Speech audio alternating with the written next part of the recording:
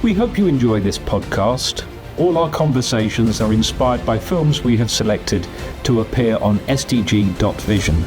So go and take a look and be inspired by people and organisations who are making valuable contributions to the Sustainable Development Goals and making our world a better place for everybody to live. Now, sit back, enjoy, be inspired, and afterwards, go and take action.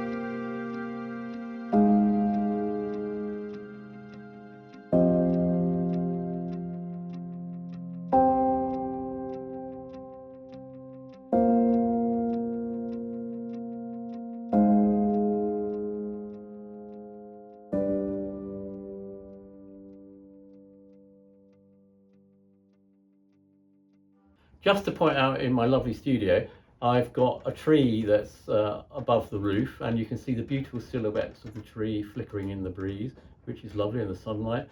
In the film, sometimes you might hear it banging because it gets a bit windy every now and then. So we apologise slightly, but we didn't want to edit it out. Who would want to edit out a tree? As I say in my book, be a tree.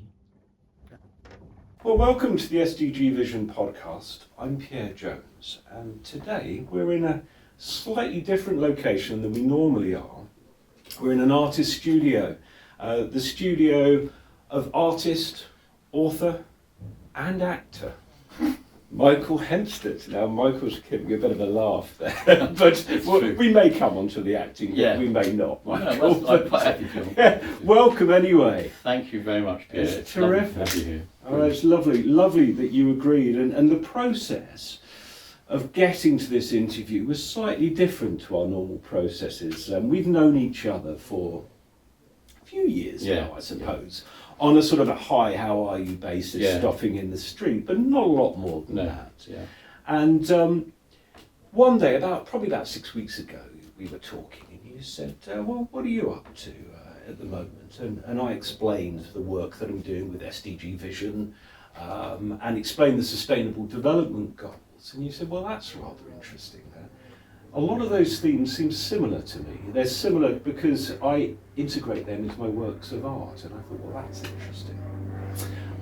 So I went back, and being the curious person I am, I looked at your website, and I found reference to a YouTube film called Noble Nonsense by Nobody, I believe. And I looked at, that's you, and I looked it up. And I was quite captivated by that. I mean, it's a series of pictures that you painted over the years. Long time, stitched together, rather beautifully with some beautiful music, very well chosen music. And I imagine it's poetry, your poetry, which is at first difficult to understand or comprehend. But the more I found, the more we got into it, the more intriguing it was. Right. So I was intrigued, and I thought, right, I'm going to have to, because you mentioned that you'd written a book as well, and I thought, I'm going to have to get his book now. Well, you came to the book launch. I did come to the book launch, you were right. In actual fact, I had quite difficulty getting your book. I didn't get it until after I got it at the book launch. You signed it for me. And, well, I read the book, and my goodness, what a journey that was. There we are. It's Love Deuce Metamorphoses. And the first question I've got here now is, who is Quixote Syxygy? Quixote Syxygy is me, and I thought writing the book I would have a pen name as opposed to my name as an artist, which is Michael Hempstead. So I would separate the two activities. Quixote comes from Don Quixote or Quixote because it's my favourite character in literature. I just love Don Quixote and always have done since I was young. And Syzygy means the opposition of the sun and the moon. And that's quite important in the book because the book features the ancient Greek god Apollo as god of the sun. And it all becomes apparent why I might have chosen such a bizarre name. Also, it was quite fun because it's got lots of X's and Z's and Y's in it, and it's nearly impossible to say. Yes, well done, Michael. So what a great start. Yeah. So would you like me to say a bit about the book? Yeah, I mean, first of all, I would like to say, when I read it, I thought, my goodness, I've got to get him on the podcast for an interview, because the overarching theme really is about the climate emergency and crisis we're in. Yeah.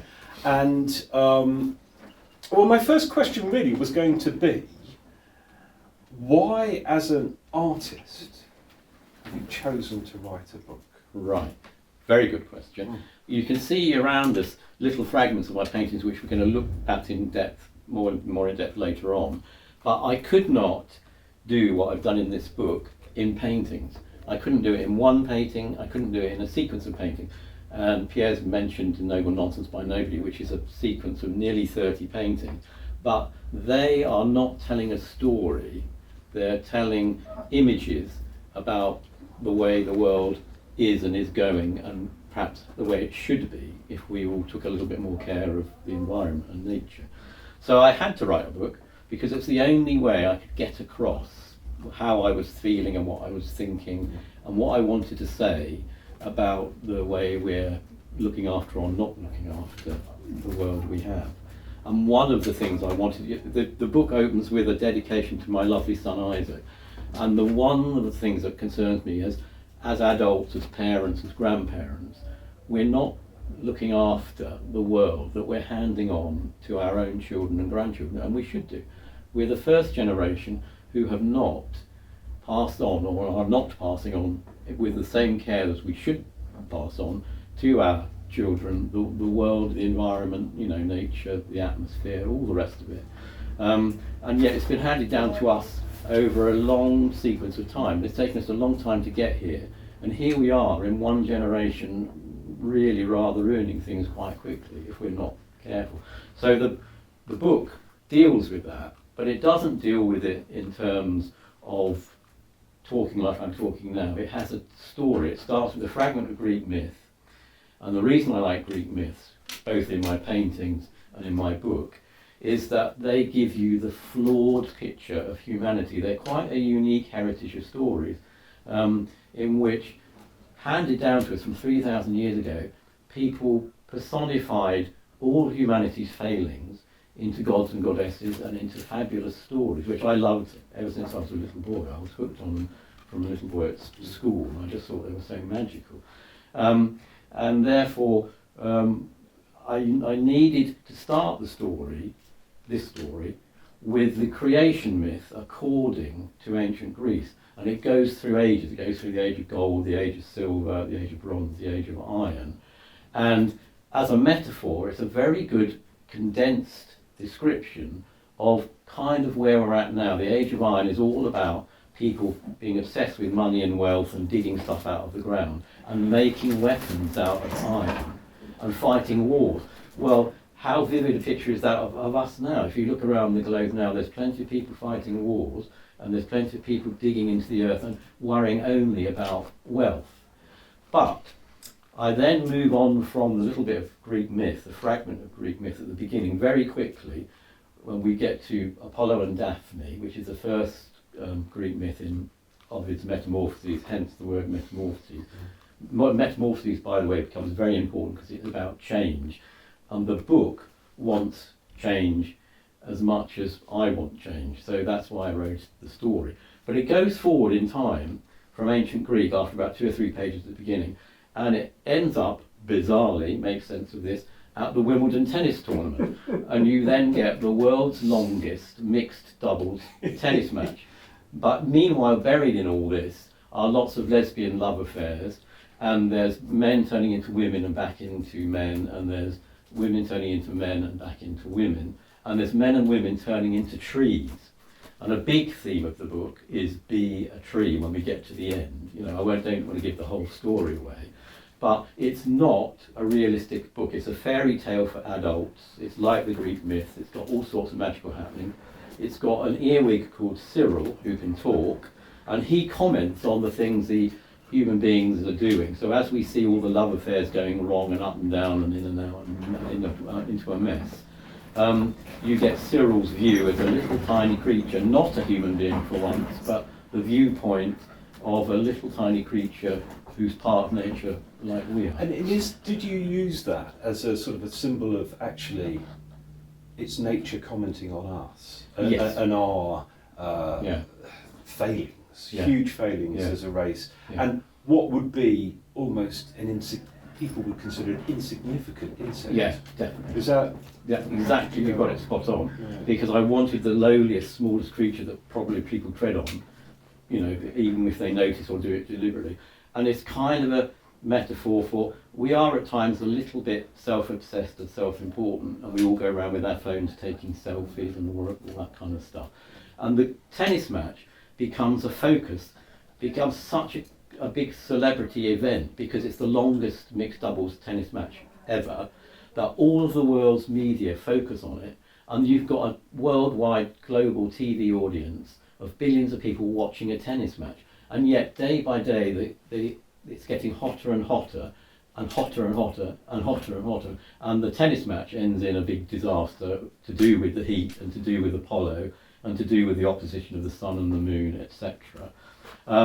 So it's kind of saying, why are we focusing so much on things like this tennis match, fun though it is, and we love tennis, I love tennis, you know, when if you ask the same group of billions of people worldwide to focus on how are we going to save the future and make it a better place for our children and grandchildren, you wouldn't get that same global billions of people audience, because they're more interested in watching a tennis match. So that is a kind of metaphor, and meanwhile little old Cyril the earwig, the humble creature, is pointing that out, and I won't give what goes on in the book away, but it does get more and more bleak and pessimistic and dark, and certain, you know, horrible things are happening towards the end of the book. But that is deliberately saying, if we don't all act individually, don't leave it to the politicians, if we don't all act individually and take our role in saving the future, then this is what could happen. So it's a kind of cautionary tale, a sort of slight warning, saying, I've exaggerated in this book, I've got your attention via the story and on all the weird goings on and the magical elements and the tennis match, but let us realise that underneath it is an important point, that we need to act now, not in 5 years' time or by 2050 and all that kind of stuff. We need to do something now, each of us. I mean, that's just in the past few days. We're filming this in, what are we now, August 2024. Yeah.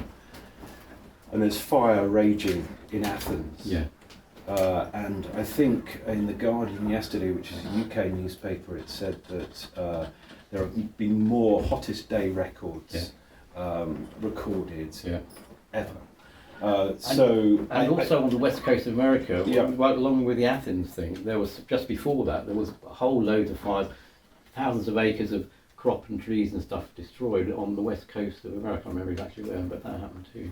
So, you know, in some senses, the book almost seems fanciful, bit of magic realism. Yeah. But actually, it's here today. Yeah. We're not talking about the future, are we? No, that's exactly my point. It might appear to be a fantastical, magical story, but actually underneath it, it's really about what is happening now, and it's our fault, and we need to rectify it. It's, you know, but it's put in a metaphor.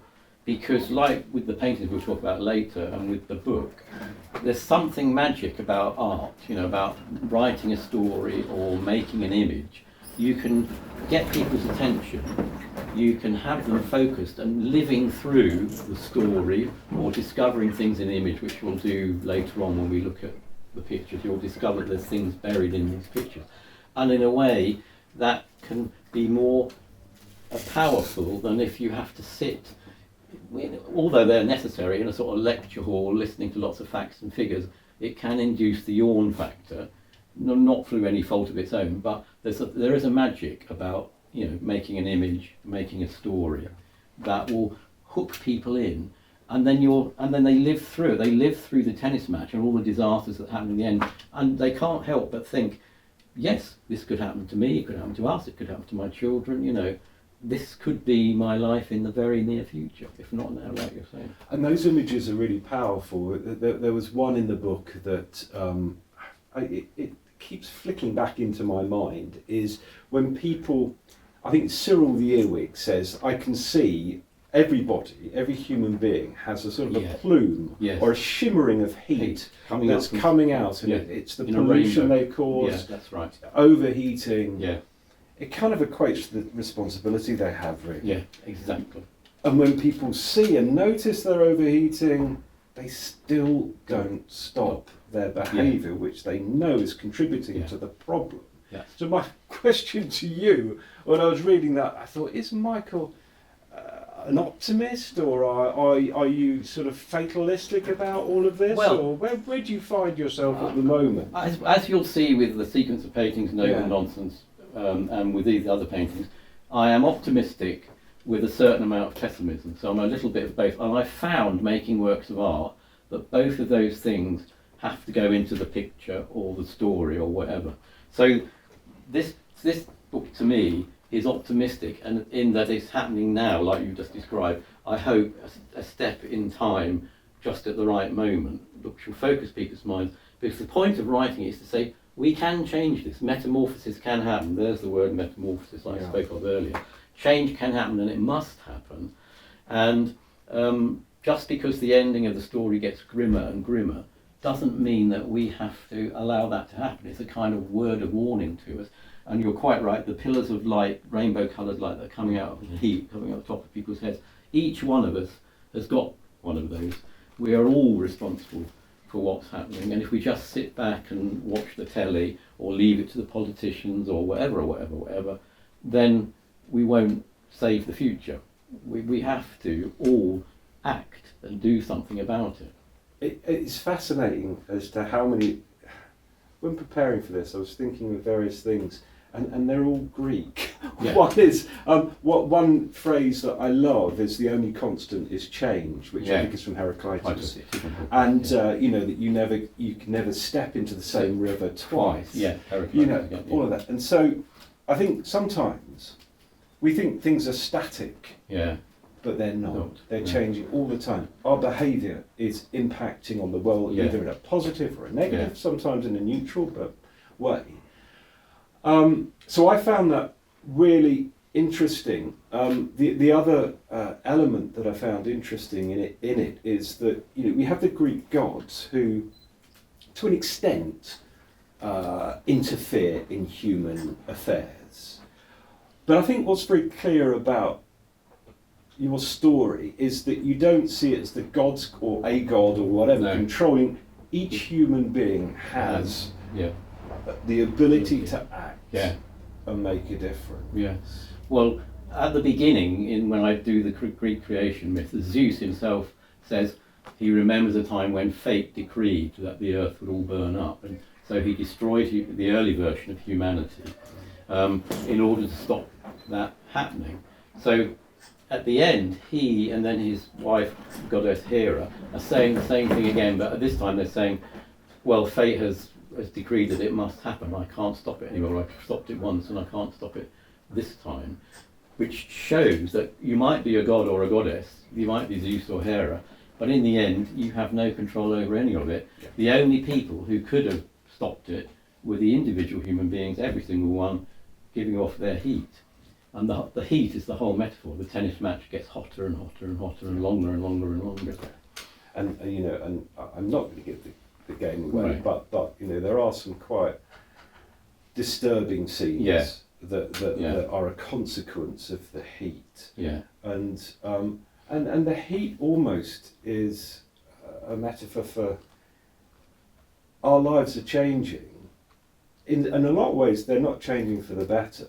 No. And we need to look at what we're doing. That plume of smoke or shimmering rainbow is not visible, but we do know. We know we it's there. do know. Yeah. And I think that's the role of the artist. Yeah. I think. I mean, artists, they evoke, they stimulate feelings, don't they? Yeah. And I think that's why. Well, what do you think the role? I mean, I think you've probably covered it, but it would be interesting. But that's a very good point. If you make an image like that, we've all got a rainbow-coloured column of peat. We're all responsible. That's an image that will stick in people's minds. Absolutely, like stuck in mine. A painting is stuck in your mind. Yeah. Other people have told me it's stuck in theirs as well who've read the book. And I've had quite a lot of good response from various quarters about the book, where people have been terribly impressed by where you can make an image that will stick in people's minds. It will move them, it will upset them, it will engage their concentration in a way that just writing lots of factual words wouldn't do the same sort of thing. And it's the same with Noble Nonsense you alluded to earlier on. It's a sequence of images that go in your mind with the poetic text, with the music, and it's an experience that you need to have all together. And in 12 minutes, I'm not claiming to be able to do everything, but in 12 minutes combining music, words and images, you can focus something into people's minds that will stick there and they'll remember, and those images will resonate with them, and they can carry it around with them and say, well, okay, what am I going to do then? How can I act? Yeah, absolutely. I mean, I think that's one of the reasons why I was so excited by talking with you, because I think one of the things that at SDG Vision we're really keen on, and we see as primary in terms of humans' response to the catastrophes. I mean, they're multiple, they're not just the climate crisis, a lot of them are interrelated, obviously. But it's about people's consciousness and the way they see themselves and they see the world and how they relate to the world. Yeah. And as you've intimated, a lot of the time they'll be watching tennis whilst in their backyards. Exactly. I mean, at the end of the book, again, I don't want to give the end away, but you see catastrophic things happening to do with nature and the environment, and you immediately get people dividing into three groups. You get the Daphne and the tennis players who've now given up on the tennis and realise there's something more important to do, and they're all out actively turning into trees. They've got this slogan, be a tree. They set up their own little computer website, and so you get one part of the population really wanting to do something. You then get another part of the population saying it's all a lie. The most important thing is the economy and making money, and all we care about Trumpian line. All we care about is wealth, which is what we've said about the age of iron. And then in the middle, you get a group of people who go, I just don't want to know. I just want to carry on as normal with my family, with my friends, watch the telly, go down the pub. So you always get that three groups. That sort of resonates a lot in terms of people doing that, and I think that it's quite natural that people should not want to take it in, because it's a huge issue that is frightening, particularly if you've got children or grandchildren. So for me, that change in consciousness, I think I think what you do really well is you show the joy in change as well. And the other Greek term that I thought about when I was thinking about my conversation with you was the word eudaimonia, which is, I think it's happiness that is evoked through choosing a life that is meaningful and has purpose. And I think that often people may be lost, not wanting to be patronising at all, but that sort of slavish consumption and materialism and not relating to nature in your surroundings can be, I think, quite damaging. And I think there's joy in actually recognising that we're all linked, that we're all part of nature. Absolutely agree. And we'll be seeing that in one or two of the paintings that we're going to look at in a minute. That's exactly spot on. One of my themes is that you need to be in harmony with nature and in unity with it, because you are part of it. It's taken us a long time to get here. Evolution was not a quick flick. And then suddenly, here we are, acting in a quite crazy way and destroying what's been achieved, over a evolutionary process over millions of years, And it's that loss of context in nature that has led us to be a little bit obsessed with mobile phones and selfies and what's on the telly and lots of superficial things when we don't exist. If we haven't got air to breathe, water to drink and food to eat, then we are dead. It doesn't matter who you are. You can be as big and famous and powerful and a huge politician wherever you like, but nobody survives more than 3 minutes without fresh air to breathe. That's a conversation ender, that one.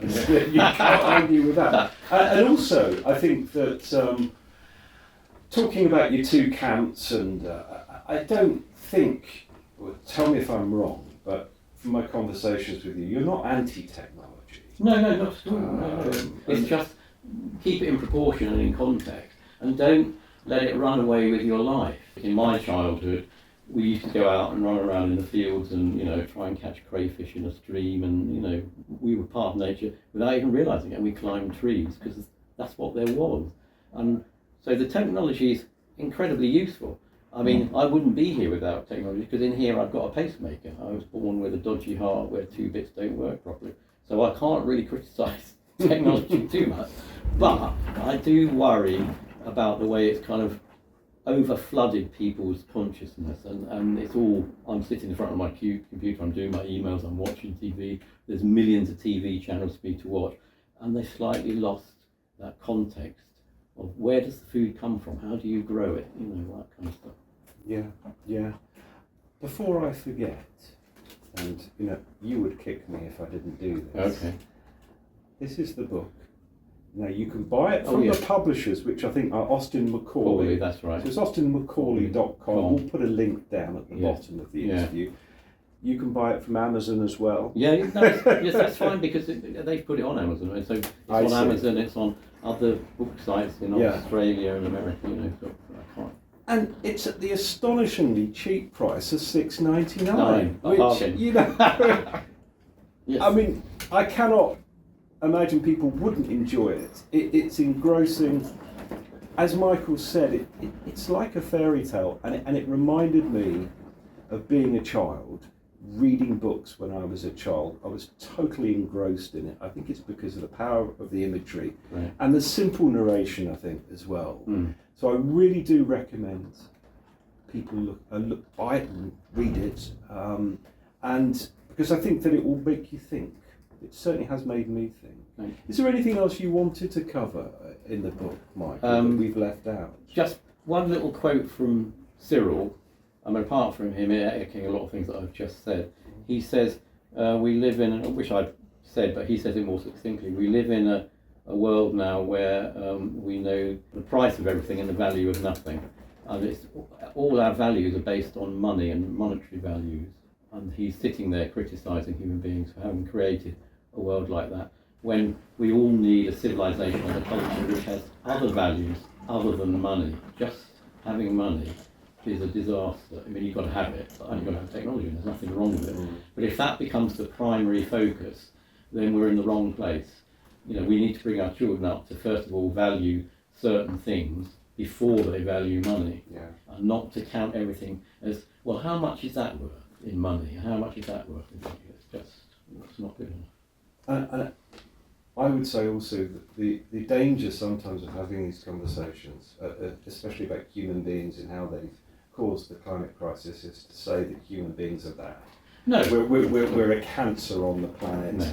Then that leads to all sorts of problems, as far as I see. And I don't think that's true. I think it's a question of power, of inequality, of why we've got the economic system that we have that doesn't include the social costs of the products that are being spewed out, etc., or the environmental costs of everything. No, I totally agree with that. And as I said at the end of the book, I've shown how the world divides up into 3 groups, and there's very definitely, there always is, one group of people who really want metamorphosis, and they really want to change it, and they really want to make sure their children and grandchildren have a future. And then there's another group in the middle who are a bit wobbly, and then there are another group who you might call a bit antagonistic. But you can't say all human beings are wrong. That would be terrible. I mean, and most of the time, I'm sure you do too, in most of your life, you meet people with best intentions who want to do the best and kindest things and want to bring things about. It's just we need to give ourselves a little bit more oomph and do it now. All of us need to think about a column of light and heat and act now and try and sort it out. Not pointing accusatory fingers at each other, but well, let's sort it out now. As I said at the beginning, we focus on the Sustainable Development Goals, and it was quite interesting, really, your reaction when I was talking about the Sustainable Development Goals. And I think your art and your work recognises the different strands of the crises we face. And you've talked about climate change, a climate disaster. We've talked about mental health, no water. How do you see all of that fitting? How do you see the Sustainable Development Goals? Do you see them, and obviously you didn't write them with them in mind. No, I didn't, no. But they are crucial, because if you don't have a set of things to aim for, like on the dartboard, then how are you going to achieve anything? By some kind of empathy or fluke, because I honestly didn't know the goals until I met you and talked to you about them. Just instinctively, making my paintings and making the book, I knew what the things were that worried me and that I wanted to see rectified. And of course that extends out across the ecological goals. Genuine equality for women would be a wonderful thing. And also eradication of poverty. And yet we still keep seeing these things going in the wrong direction. So my faith is in the good part of human beings and humanity, who can say, okay, that's not right, and we've got to keep trying and put all those things right and focus on them and get them to be where they should be. And that's why it's good to have, as I said, have them as a set of goals to aim for, because otherwise we're all in a bit of a vague mess. But I think that that's very true, and I think that what we appreciate and what we think is really important to have on the channel are artists. Right. Because at the moment we've got a lot of films from non-governmental organisations, charities, and individuals who are doing very valuable work. We're doing great stuff. But artists, as we've discussed, can throw a whole different light and inspire people in a very powerful way. Well, it's like you're saying about my painting, which we'll look at later on.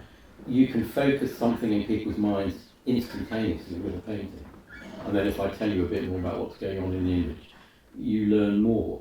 But it's so instantaneous, because a painting is about light hitting the surface and bouncing off and going into your eye and your brain, and it kind of bypasses all the jargon and other stuff. And it soaks into you emotionally as well. You get an intellectual element, an emotional and physical element, the joy of the colour, the light in the all that sort of stuff. And so it's very, very basic and immediate. And so I am obviously very pro stories and very pro images. They're not the only thing, but we all need to do what we can do, and play our part like you were describing. And the more we can all chip in our little bit that helps, the better it'll be. Absolutely. And I think the other thing is images stay in the mind longer than words on the page. So I think that's very helpful. Let's have a look at your paintings, Michael. That'd be terrific. That'd be lovely, Pierre. Brilliant. So, Michael, now we're looking at some of your more recent paintings, I think. Would you like to talk us through them, perhaps? Of course I will. Yeah. This is a painting of the ancient Greek goddess Persephone, and she's a motif that I've taken yet again from classical mythology because I absolutely love it. And as you probably know, she comes up from the underworld, from the kingdom of Hades, kingdom of death, and brings about spring and summer.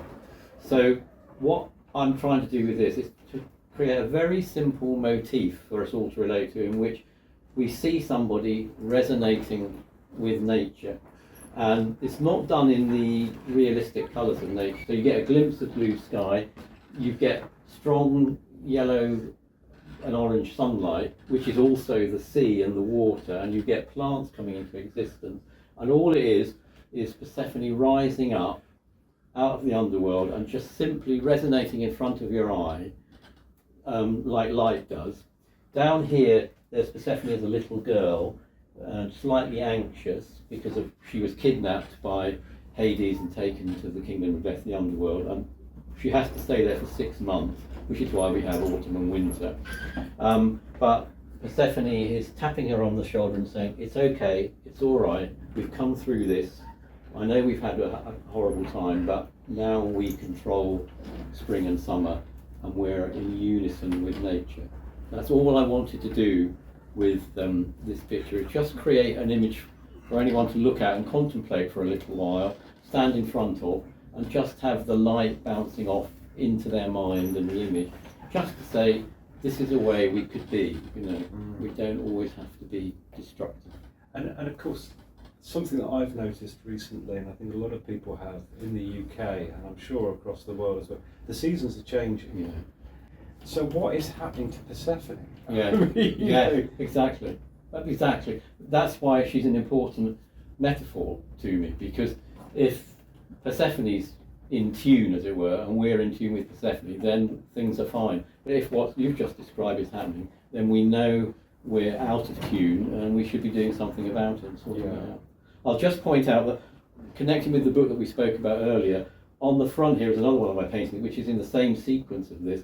This is a dryad, and a dryad was an ancient Greek tree spirit. The ancient Greeks thought that each tree was inhabited by a female tree spirit. So I've put this painting on the front of the book. And we were talking earlier on about the No Nonsense sequence, which people can look at if they want to via a link I know you're going to do. Yep. And the last painting in that is a painting like this and like that. So the No Nonsense sequence goes from quite dark paintings we're going to look at later on, one called Dead Souls Boogie Boogie, through pessimism, through various variations until we arrive at optimism and the picture that says, well, we can all be in harmony with nature. So we've moved on to a second painting, Michael. And the first one was of Persephone, and so what do we have here? We have Persephone again. And here she is rising up from the underworld, from the kingdom of Hades again, and she's splashing her hand into some water, and at the centre of where she's splashing, hidden underneath the water, is the photograph of the Earth taken by the Apollo astronauts all that time ago. And that's a theme that will recur when we look at the other paintings. It recurs throughout the whole Noble Nonsense sequence. So here she is, bringing summer into existence, and again she's painted in not naturalistic colours, but in the colours of summer and summer sun and all the rest of it. And there are little bits of plant life here that she's bringing into existence. Creatures from underneath the ocean, plant life, and here's a butterfly.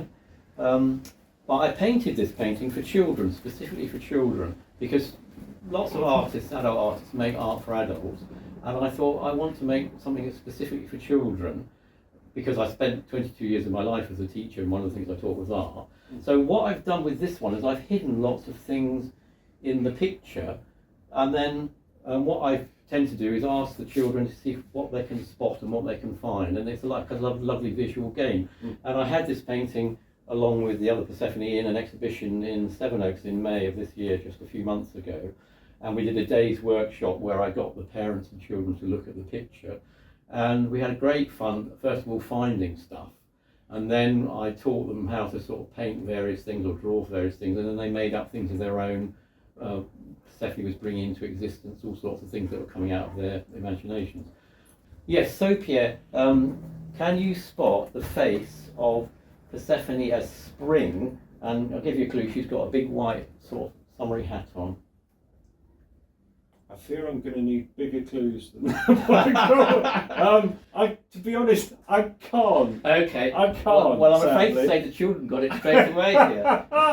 Big surprise. Big surprise. If you look at these bits of blue sea, one Yeah. eye, another eye, a nose, and then this little dapply bit of water, Yeah. which which is in orange, is her mouth. Yeah. And then there's a white hat with a brim on it there. So I can see those, but I'm having trouble seeing the white hat. But I can certainly see the face. Okay, yeah. well there's half the hat there and the brimmy part there. It doesn't go out that way. Yeah. But that is because superimposed on it is the face of Hades, the god of the underworld who originally kidnapped her. Mm-hmm. So if you now ignore that bit, there's one of his eyes, there's his other eye, there's his nose and his mouth, and he's got the hat on too, half of a white hat.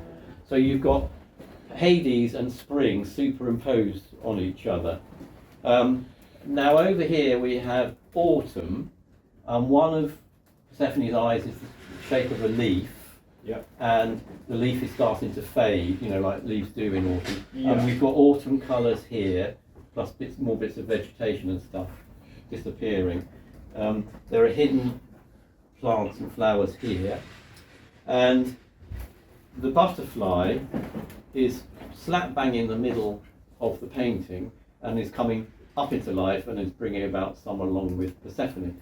Now, a bit of personal biography. When I was young, on the television, there was a programme called Clarence the Cross-Eyed Lion, and it was set in a safari park somewhere in Africa, and it wasn't a cartoon or an animation, it was a real, in those days, old black and white film, real human beings, real animals, and there was a real lion called Clarence the Cross-Eyed Lion who was really cross-eyed, and somewhere hidden in this painting for the children to find is the face of Clarence the Cross-Eyed Lion. And can you see Clarence? I tell you what I can see, Michael. Yeah. I think I can see whiskers. Yes. Is that well, right? You're on the right route. So I can see that. Yeah. But I'm now having trouble. If you can give me a little bit of help. Look at the butterfly as though it's the snout or nose of a lion. Right. Yeah. Because you've got the whiskers and the mouth. Yeah. Then if you come up here, ignore all the white and yellow. There's one lion's eye here, and then another lion's eye there. This one's cross-eyed. Yeah. There's bits of lion's mane. Oh yeah, I can see that. Here. Yeah. So the whole painting is one big, huge face of Clarence the Cross-Eyed Lion. Once you That's fantastic. Focus on, And of course that's great for children. Yeah. Because it's a game. It's a game. It makes it fun. And I think that's another thing about, we were talking about the importance of people engaging people through art, etc. Yeah. And actually the process should be fun. Yeah, exactly. Shouldn't it? Really? Yeah. For everybody, not exactly. just for children. Yeah, but for all of us. So that's a lovely touch, I think. And it got us all, for that day doing the workshop, we then, as I say, went on and talked about nature and looking after it, and then we all went and did our own pictures together, and they came up with wonderful, fantastic ways where Persephone was bringing plants and flowers and creatures into existence. So it engages. That's marvellous. I again, it's so important that children are engaged in talking about, well, not even talking about, but experiencing the issues that we've talked about. There's one thing you've forgotten though, Michael. Oh. You know what that is? I think I can, but tell me.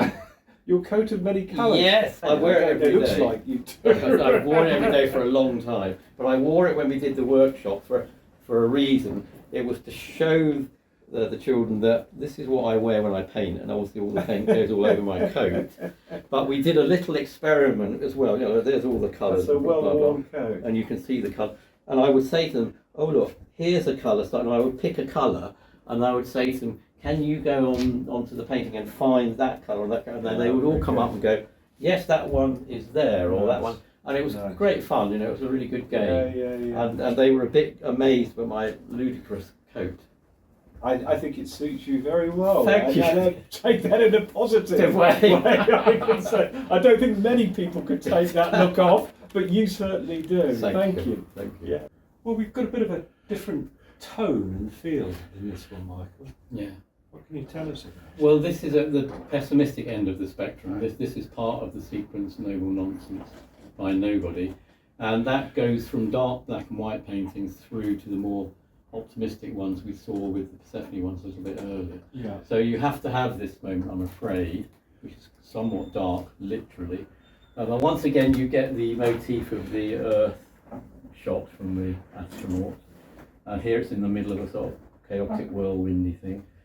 What's happening is basically human beings are being rather foolish and destroying themselves.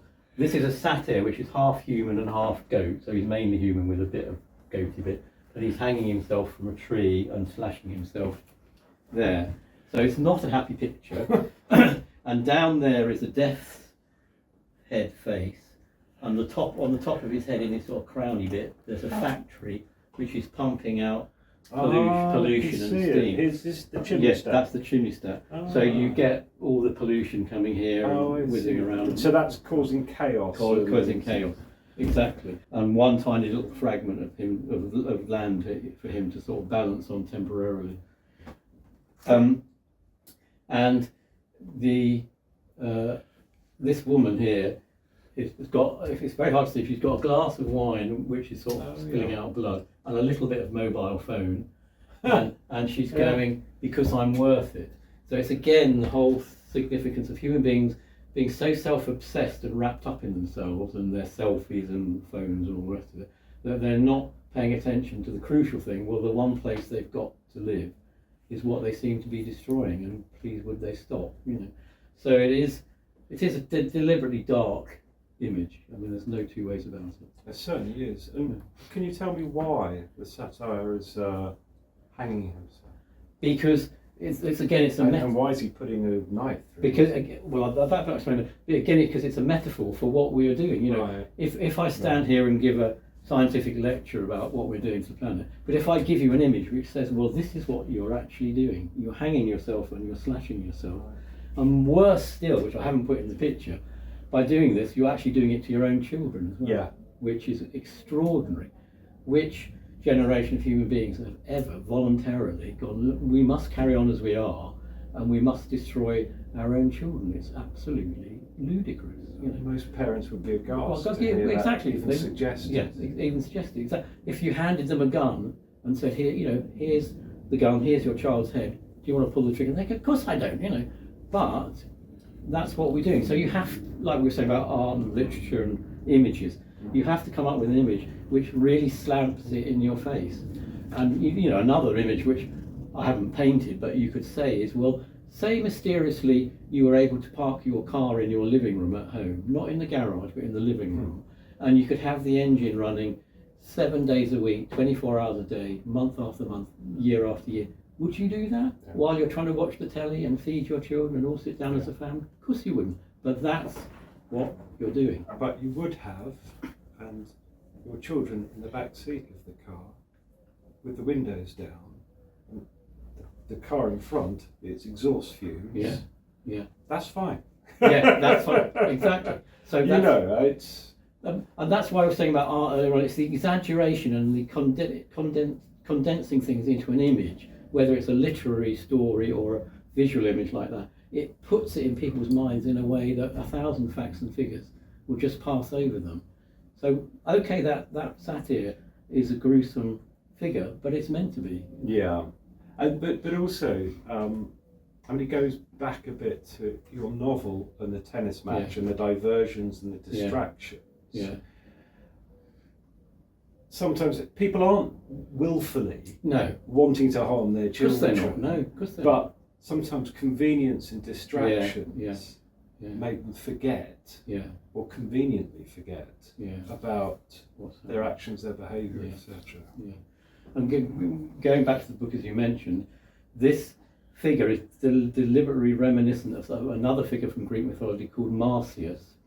And Marsyas was another satyr who could play the panpipes, and he challenged Apollo, the god of the sun, to a musical contest, because Apollo is also the god of music.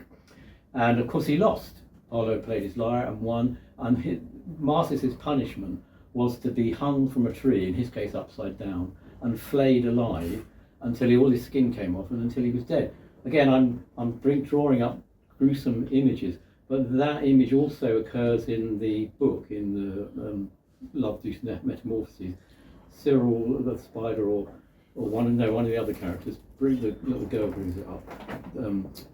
Daphne brings it up from her childhood to say, this image was in my childhood and I remember it, and it's so horrific, but it's a very powerful ancient Greek image of why are we challenging the sun?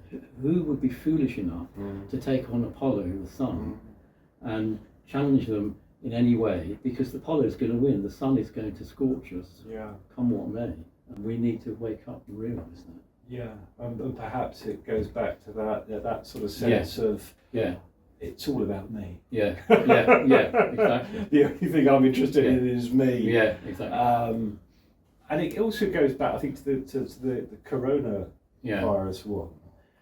That, I mean, there's so many people caught up in that, and you know, moderation. It's nothing wrong with it, but it can lead to lack of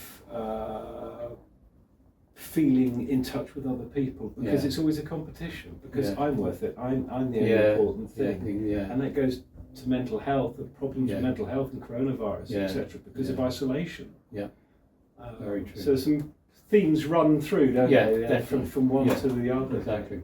I mean, and that is the whole point. I mean, again, I know you're going to do a link to Noble Nonsense. Yeah. But if you watch the whole thing from start to finish and all the bits of poetry and the music, you then get the sequence of images as a kind of narrative that's saying the sort of things that you're talking about.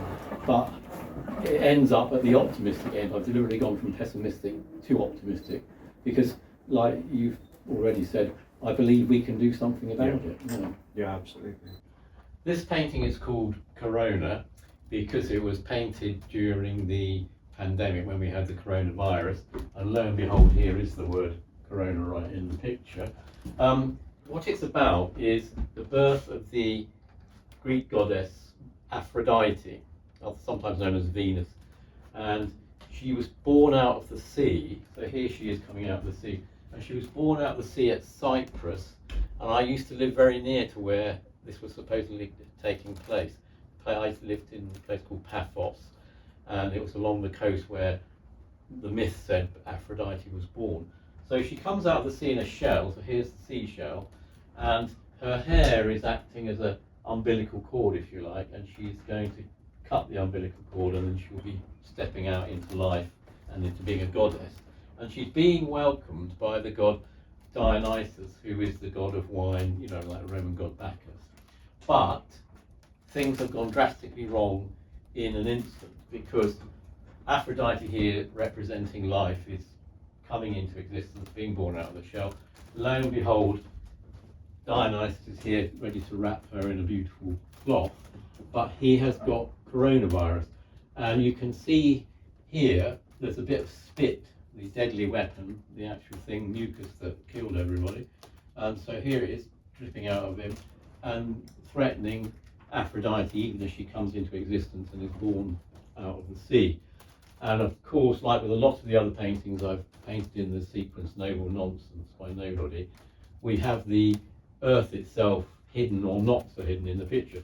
So one of Dionysus's eyes is actually the earth up there in the famous Earthrise shot that the Apollo astronauts took. And here it is again in the picture, almost like a setting sun or a rising moon. So you have what you could call life and death jammed together, just as they were at the terrible time of the coronavirus. And one of the points of the picture, one of the things to say is that as a species, as the human species, we did briefly manage to more or less sort of cooperate with each other and come up with a way of coping with this terrible coronavirus, this terrible pandemic. It wasn't exactly equal and fair and just around the planet, let's be honest. Some got a better deal than others, but nonetheless it was quite close to being the whole planet cooperating, all the human beings, to do something to save us all, really. And therefore it's a bit of a metaphor for what we could or should be doing about looking after the planet, and rather than destroying its ecological structure and therefore, let's be honest, ourselves, because we won't survive without air, water or food, we could cooperate like we did at this crucial moment, which was only a very few years ago. It's terribly recent and we shouldn't forget. So we've got indications here of the good times. You know, there's lovely healthy flowers and wine, that 2 glasses they can have a drink, you know, there's nice bits of fruit. But down here I have deliberately ripped one corner of the painting to show, you know, death, destruction, and things going wrong creeping into the beauty of life, you know, which is lit in a nice sunny way. So it's a constant reminder that things are never always perfect, and we need to be alert and aware of what we could and couldn't do. And therefore, one of the things that I like doing is done in this painting. It's taking a Greek myth, taking a motif from it, and making a metaphor for our times now, for the way we are now, the way we are living. So to me, it's terribly contemporary. Even though this myth is 3,000 or more years old, it becomes a kind of objective metaphor for how things can and do go wrong. Sometimes it's not our fault, sometimes it is. And how we need to be constantly aware of the balance between life and death, and things going well and things going not so well. Hence the little bit of reminder rip down there to tell us that things are not always smooth and lovely. Well, this is probably the last one we'll see today, Michael, and we're still in kind of dark, monochrome colours, aren't we? We are, you're quite right. And as we looked at the palette earlier on, this is all just done with black and white paint and some collage. This painting is called Dead Souls Boogie Woogie, and it was actually something called the Sir John Moore's Painting Prize in 2021. It was supposed to be 2020, but we had the pandemic, so it got put back about a year, and it was up in the Walker Art Gallery up in Liverpool. Up in Liverpool, I was going to say, John Moore's, yeah. And what's going on here is, this is another question for us, is like, do we want to dance the Dead Souls Boogie Woogie? Is that where we're... No, we don't. you got the right one. No. Yeah. So in this image, you've got people wearing clothes from different eras, some of which are part of my lifetime. So for example, this little girl here with the bird on her head is wearing the kind of clothes that young girls, including my twin sister, wore in the 1960s. This is the kind of stuff that people wore in the 1980s. Obviously, the male nude figure is somewhat reminiscent of ancient Greek sculpture, and so on and so forth. Here you've got a figure in plaid. It could be Scottish or Irish, but the whole thing is that time has filled up the underworld in Hades, which we were talking about earlier on, the land of the dead, as it were, and they're all dancing a dance on Saturday night at a disco, and it's called the Dead Souls Boogie Woogie. And if you look very carefully, there's a death-like fiddler here. There's a guy playing the fiddle and the strings, and he's playing the tune, and they're all dancing to that. And we've got little bits of petals and a bird. Is this bird dying, or is it just diving? And so on and so forth. So again, it's just a question image which says, is this where we want to be? Is this where we are? Or could we head out of the darkness and head towards the light, like with the Persephone images? And because it's part of the sequence known as Noble Nonsense by Nobody, it comes at the beginning, and that sequence goes from dark to light and from black and white and grey through to colour, and you end up with the lit, colourful, bright, optimistic images. So I am, as I said earlier on, basically trying to be optimistic, and am optimistic, but I've got to show the whole complex truth like the ancient Greeks did, and show that it's not just simple, easy cinch, click your fingers, and it's all going to be magic. And we've got to recognise that, like with the other paintings we looked at, we're a bit teetering on the brink at times. We're a bit dancing the Dead Souls Boogie Woogie, and we kind of need to be aware of that and perhaps change things to stop us doing so. So we don't. We're, in a way, we're already in Hades then, in the sense that we're creating Hades. Yeah. And we're doing the dance that they're doing below. Yeah.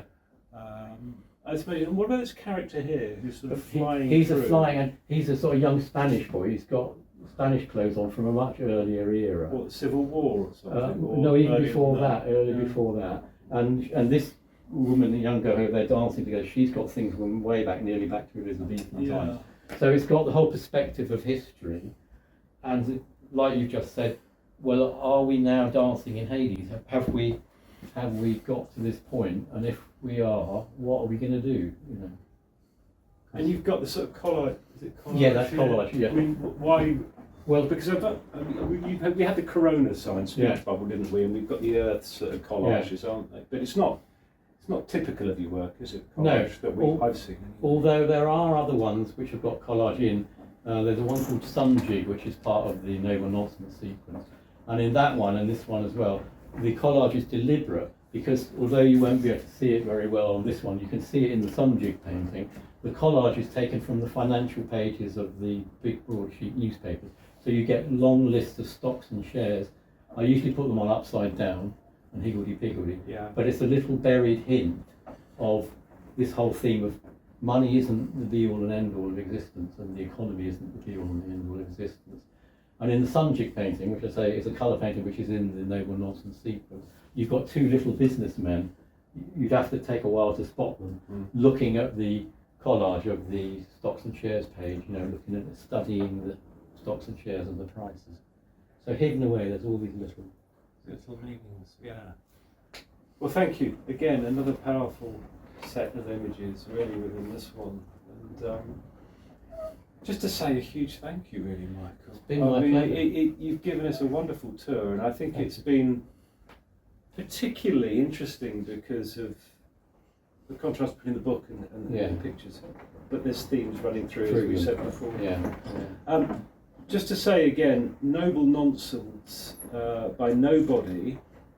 Just put those words into the search bar on YouTube, and you'll see it. And I really recommend people do that because it's a powerful set of pictures, of which some of these belong to. Yeah. So once again, Michael, a heartfelt thank you. It's been incredible, and I think you've shown how artists can play a really vital role to getting us back to where we need to be as humanity and as the planet.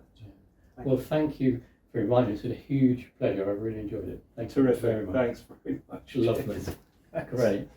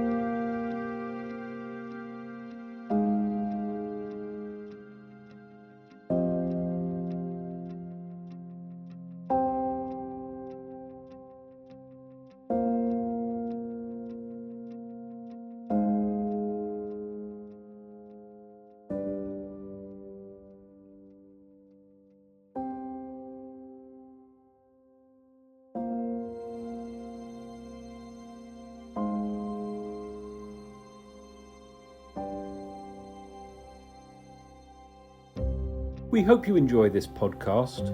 All our conversations are inspired by films we have selected to appear on SDG.vision.